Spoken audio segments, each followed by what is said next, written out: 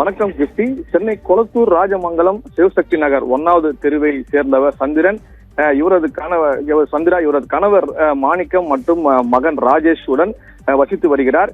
இவரது வீட்டில் வெளியே அதாவது கதவை மூடுவதற்காக சந்திரா சென்ற போது மது போதையில் இருசக்கர வாகனத்தில் வந்த 6 பேர் கொண்ட கும்பல் சந்திராவின் தலையில் வெட்டிவிட்டு வீட்டின் உள்ளே சென்று சந்திராவின் மகன் ராஜேஷ் டிவி பார்த்து கொண்டிருக்கிறார். அவரையும் சரமாரியாக வெட்டிவிட்டு அங்கிருந்து தப்பி சென்றிருக்கின்றனர்.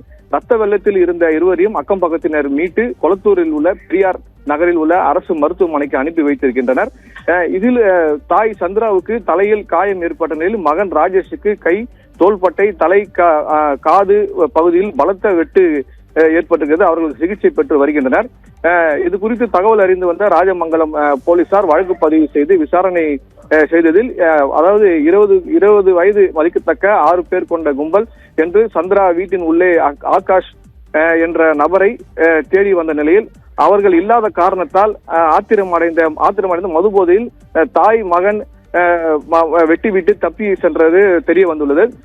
மேலும் தப்பி சென்ற 6 பேர் கொண்ட கும்பல் ராஜமங்கலம் கிரிஜா நகர் பகுதியில் தமிழ்செல்வன் மற்றும் மனோஜ், கிரண் ஆகிய தனது நண்பர்கள் 4 பேர் பேசிக் கொண்டிருந்தனர்.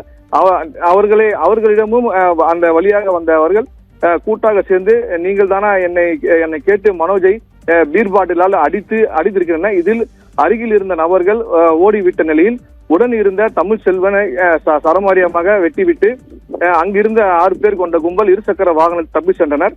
தப்பி சென்ற 6 பேர் கொண்ட கும்பலை ராஜமங்கலம் போலீசார் தேடி வருகின்றனர். மேலும் அவர்கள் யாரை கொலை செய்ய வந்தார்கள் என்று கோணத்தில் விசாரணை மேற்கொண்டு வருகின்றனர். 6 பேர் கொண்ட கும்பல் வெவ்வேறு இடங்களில் ஒரே நேரத்தில் கத்தியால் தாக்கிய சம்பவம் அந்த பகுதியில் பெரும் பரபரப்பை ஏற்படுத்திய நிலையில் தற்போது அதன் சிசிடிவி காட்சிகள் வெளியாகி அதிர்ச்சியை ஏற்படுத்தியிருக்கிறது கிருஷ்டி.